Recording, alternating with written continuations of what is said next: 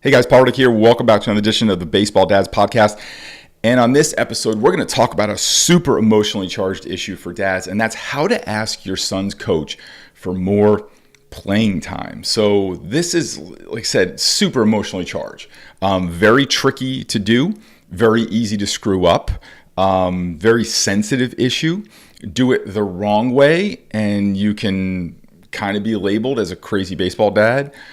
Do it the right way, and you can actually give your son the best chance to maximize his playing time. So what we're going to do in this episode, I'm going to walk you through an actual communication, a back and forth communication that you can use with your son's coach to help you really, number one, not look like a crazy baseball dad, like not screw it up for him. Number two, we'll give you an open, honest relationship with his coach that probably most fathers will never know how to communicate. There's not many people who really know how to do this.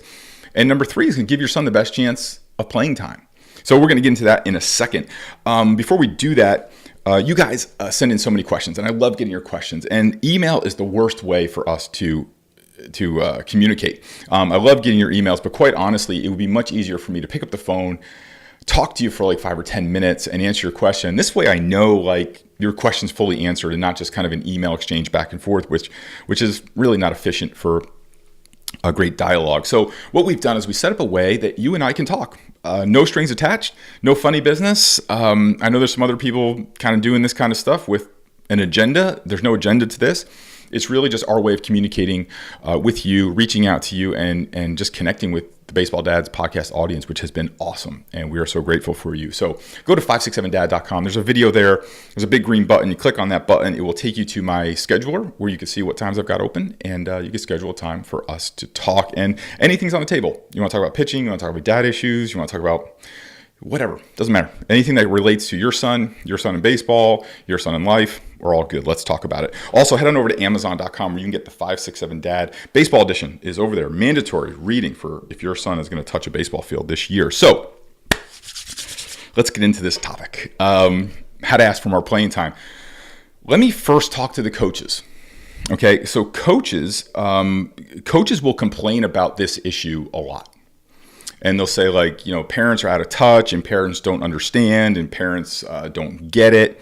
And and yes, there is some truth to that. Absolutely. But coaches, here's the problem. And some of this is kind of self-induced by coaches is that we create this environment where parents there's not an open, exchange and dialogue between coaches. So what I would suggest to coaches really quick before we get into this is number one, set the expectations for the entire team. Set the expectations of what playing time is going to look like. Have a discussion with each player about what his playing time is going to look like if he's going to play on your team. Now, here's the thing is that a lot of coaches don't like to have this conversation because there's going to be some bad news delivered, right? You might say to a kid, hey, you know what, you're not going to play a lot. And then the risk of having an open and honest communication with a kid is that kid saying, well, if I'm not going to play a lot, I don't want to play. That's another discussion for another podcast. Between parents and kids, I get it. But that's why coaches don't have these open and honest discussions and don't give kids, what to expect because they're afraid that they'll be left with the 9 kids who are going to play.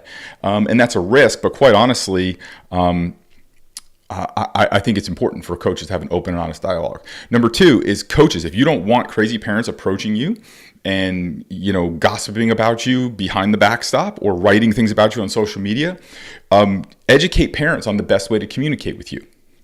And so a couple of episodes back, we talked about an 8 and 9-year-old contract where parents cannot discuss playing time or team decisions with the team coach. Well, that's a way to make sure that there's back channel gossipy stuff going on in the background. So that's ridiculous, right? Your 8, 9-year-old kid, or even if it's a 15, 16-year-old kid, you are in charge of that child for that period of time. That parent is entrusting you. There has to be an open and honest dialogue and discussion that you can have. So, there's ways to do it great, right? If you want to say, hey, the best way to do this is over email or to set up a private conversation that we can talk. And again, it all starts with if you set up the clear expectations and the players know what to expect and they know their role, and then you hold to that. They can say that there's going to be no problems. No, but you will drastically reduce the problems, and you'll at least be able to handle the problems in a way that you and the parent agree upon before the season. That says, hey, we're not going to do this on the field. We're not going to do it in front of the kids. We're going to talk about it. Email me. We'll set up a call. We'll have a grown-up conversation about it and deal with it and deal with the problems of this kids game like adults. So that's for the coaches. Let me get that out of the way first. So parents. This is emotionally charged, right? We love our children. We think they're the greatest. We think that everything they do is awesome. I get it. We love them unconditionally. We see them as probably better than they are. We see them as the people that they are becoming. We see that their potential. We were with them all the time. And what we don't do is judge them objectively. We judge them subjectively, because everything we judge our children through, we're running it through that prism of we love our children. Like, we made this, right? We made this. This is ours. We made this kid, and he's a reflection of you. So it's charged, right? So parents, if you get to this issue where you feel like your son deserves more playing time, here's step one. You should have good relationships with with the parents of the other children on your son's team. So you have a good relationship with the parents of other children on your son's team. And I'm hoping that you do have a few people that you can count on for some honest opinion. And I would ask for some objective information before you approach the coach. I'm going to tell you how to approach the coach in a minute. But before you do that, get some objective information. Because remember, you're going with subjective, you're running through that prism, he's the most perfect thing. Talk to some people and ask for their honest opinion. And here's how you would approach it. Here's how I would use the dialogue. If I was sitting next to another guy, I would say, hey, Tony, can I count on you for the truth if I asked you an honest question? Most people will say, yeah, if you approach it like that. And then you say, well, I think, Joey should get more playing time. Can you just tell me, like, honestly, just totally honestly, just give it to me straight. What do you think? And then listen to what he says. And then don't take one person's opinion. I would at least have 2, possibly 3 people. And your wife is not one of them. Okay? Get 3 people that are going to give you a really honest opinion. And if you're going to ask for honest feedback, you got to be a man about it. Right? You got to be able to say, thank you. And I take that not as negative criticism, but constructive criticism that we're going to use to help him get better. Okay. So you got to be able to, if you're going to ask for honest advice, you got to be ready to hear it. Now, let's say you pass that test and they say, yeah, I think Joey is pretty good. I think he should get a chance. And maybe there is something there to it. So let me walk you through. And by the way, if you go to Baseball Dad's Show, we'll put the link up here. Baseball Dad's Show, you can download these. Download step by step. There'll be a link there where you can go, baseballdadsshow.com, and you can download these so you can just cut and paste them if you want to cut and paste them. Okay, so here's how the email goes. I would always email the coach and pick your slots.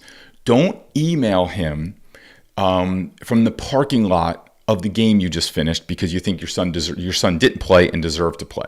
So let's say this game ends on a Saturday or a Sunday.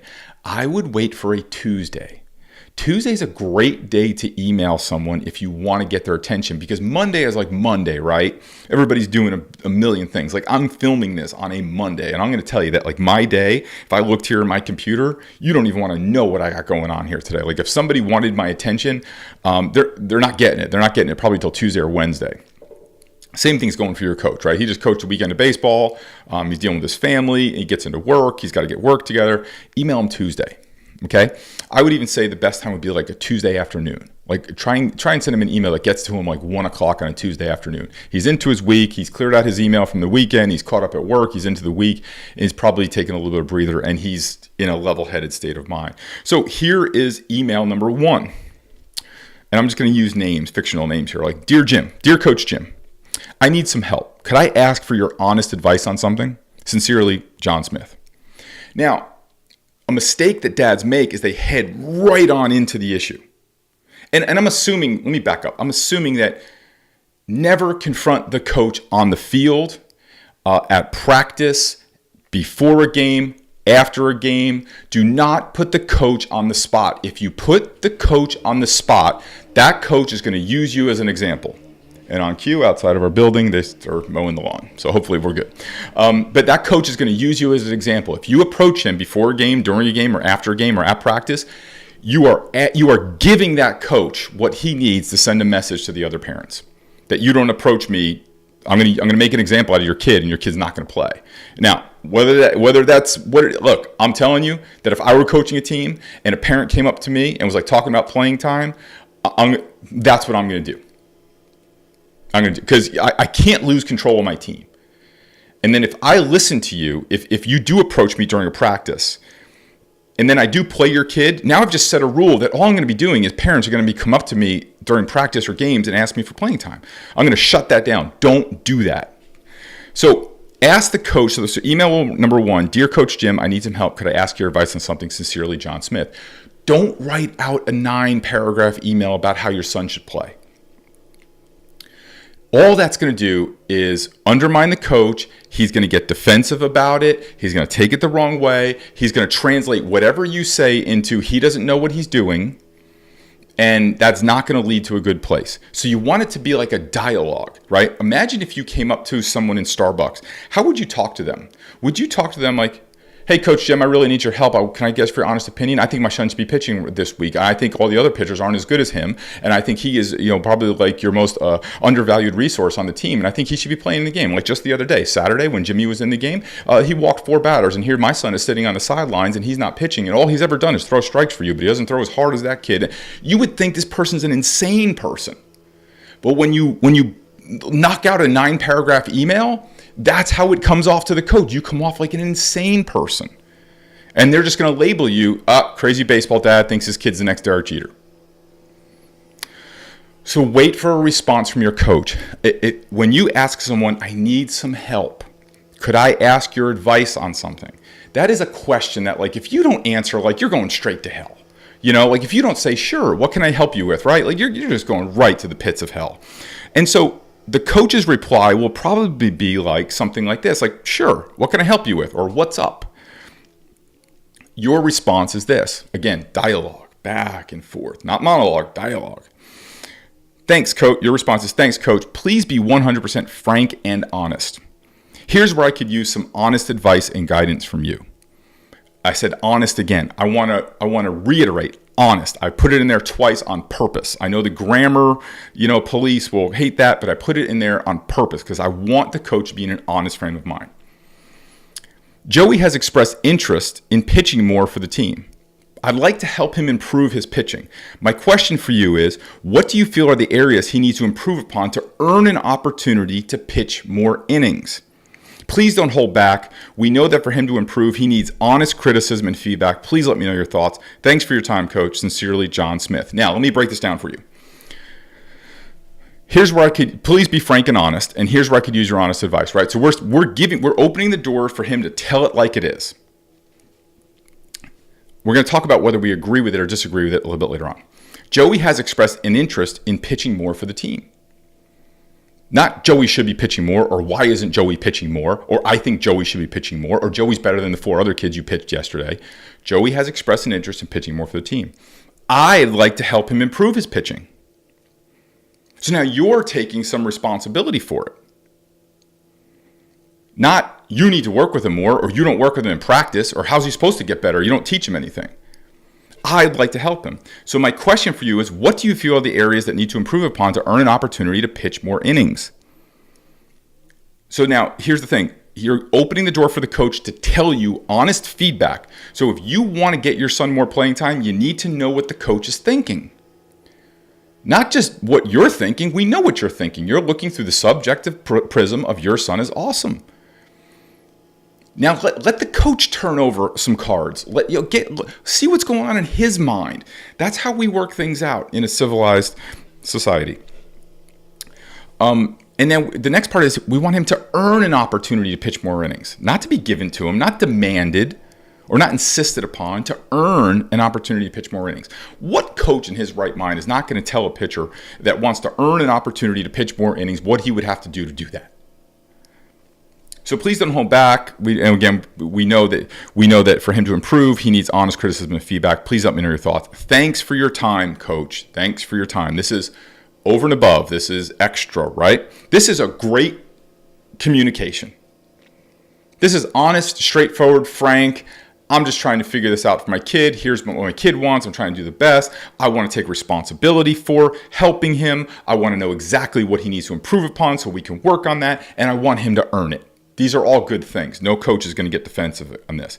Now, the coach's response to email too, whatever he responds, right? If he says he needs to work on this, and this, whatever it is, right? It doesn't matter what he says. Your response to that is, Coach, thank you for your honesty. It's much appreciated, and it feels good to know that you'll give Joey honest feedback. This is also an educational opportunity for your son. We'll talk about that in a second. We will certainly get to work on those issues. If you think of additional things for him to work on, please don't hesitate to let us know. Thanks, Coach. Sincerely, John Smith. Now, this may go over the course of like Tuesday and Wednesday, right? And you might be looking like, I didn't get my son more playing time. How does that work? Because no. What you didn't do is you didn't get the playing time based on your timeline for it. So the coach holds the keys, no matter whether you like it or not, right? The coach holds the keys. So now we found out what Joey needs to improve upon. We've thanked the coach for his honest feedback, and we haven't said the coach is wrong. We haven't said your son's better than the other kids. We haven't said that your kid deserves more playing time. You haven't insisted upon it. You haven't demanded it. You've just had an open, honest dialogue, and we frame this whole dialogue around honest advice about what your son needs to improve upon so that he can earn more playing time. This is a completely different frame for a conversation than my kid is the best. Now you're going to wait a few weeks. And you're actually going to go to work on some of the things that the coach wants you to improve upon. Now, this is where it gets mushy and messy. Maybe the coach is just giving you maybe the coach doesn't know what he's doing. I don't know. Or maybe the advice he gave is just like silly. I don't know. Or maybe it's just dumb, right? But here's the thing. And this is sometimes we have to understand this, especially me, that we don't live in this like Cinderella world where everything is, everything turns out the way it should, right? Whether the coach is right, wrong, or indifferent, he's in charge. And sometimes you just got to play politics on the team that you're on. I mean, the way to get to playing time, the way to get on the field is for the coach to put you in the game, and the coach is in control. And whether he's right, wrong, or indifferent, whether he's smart or dumb or tough or weak, he's in charge. And sometimes you got to teach your kid to play politics, like we all sometimes have to do, right? With our jobs and stuff like that. It's just part of going through life, right? So work on those things that he told you to. Give it 2 or 3 weeks. Don't say anything to the coach during this period of time. Do not. No communications. Not Joey's working on it. Just give you an update. No. Nothing. Give it 2 or 3 weeks minimum, right? And then you would say, Coach, next email, Coach, based on your advice, Joey has worked on XYZ, and we feel he's made some improvement. We know the team has to compete, and we would never ask to risk innings in a competitive game.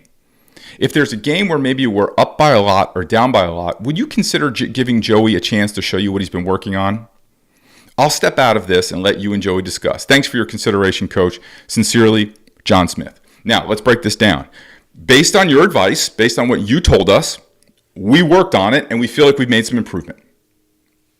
That the coach told you to work on it, and you did work on it. We know the team has to compete, and we would never ask to risk innings in a competitive game. Now you've just let all the air out of it. Like you've taken all the pressure out of the coach, right? He doesn't have to start you in the next tournament game. He doesn't have to bring you in the tournament finals. He doesn't have to do any of that, right? You've taken the pressure off of him to have to act on this. If there's a game where maybe we're up by a lot or down by a lot, would you consider giving Joey the chance to show you what he's working on? Not put Joey in the game if we're up or down. Not Joey deserves a chance, especially. No, would you consider it? Would you consider it? Because that's all we want him to do. We want him to start to consider the option that maybe this kid can pitch more. I'll step out of this and I'll let you and Joey discuss. You're done. Dad, you are done. You have asked the coach for honest feedback. You have worked with your son. You have given the coach a very reasonable request to let your son earn an opportunity to pitch more for the team. That's it. You're out. Thanks for your consideration, Coach. Sincerely, John Smith. Now you have to wait. Now you have to wait. And I know it's emotional, it's charged, but now you got to wait. You got to wait. Don't force the issue. This is your son's career, not yours. Don't force the issue. Let things happen. right? There's a great quote that I love that it makes so much sense. And once you hear it, you kind of can never think of things differently again. But you can't have a baby in a month by making 9 women pregnant. And you can't force issues like this. You can't, when you try and force things, they don't have enough time to develop. Give them time to develop. Now, your next step after sending this email, it doesn't matter whatever the coach says. The coach says, most likely the coach is like, yeah, if that situation comes along, I'll certainly consider it. Thank you, coach. Done. Now, what's your job after this? Stay out of it. Stay out of it. Walk away. Keep your word. And when you said, I will step out of this and let you and Joey handle it, you step out of it and you keep your word. If you break your word, shame on you. Then the coach has a right to do whatever and not put your son in the game, not consider pitching your kid more. Don't break your word to the coach. Now, the coolest part about this is this has all happened behind the scenes, right? So as far as when you show up at the game, you're just stoic dad, you're just regular dad. You don't talk to the coach about your emails. You don't say, check your email, sent you something. No. You don't do any of that. You and the coach, as far as the visibility of the other parents and the team, everything's going great. And you are towing the party line for the team. Now, when you do this, here's what will happen. That coach is going to respect you because you know how to handle yourself. Because you know how to make a reasonable request. You know how to ask for honest feedback. You let him be the man. Let's face it. Let's just be honest. Coaches, huge egos on coaches. I don't care if you're coaching a 6U team. If you're putting this much time into something, like you got an ego about it. When I was coaching, I had an ego about it. Our business, I got an ego about it. We all got an ego about it. Let's stop pretending, right? The coach wants to be the man. When he steps on the field, he wants to have the control. He wants to have the power. He wants to be the guru. He wants to be like the Joe Torre and Tony La Russa, pulling the strings. He wants to be smart. He wants to be the man. Keep him, respect him. Let him be the man. Let him be the man. Even if he's one of your contemporaries, like your buddies. Even if he's one of your buddies, especially when he's one of your buddies, respect his role as the head coach of the team.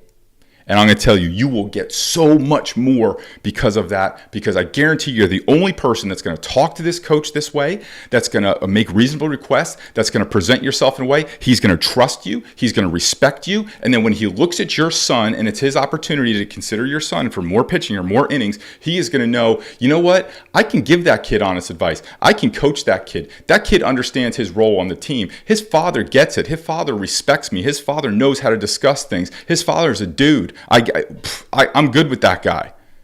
That's going to transfer over to your son. And your son will get more because of it. Here's the other thing.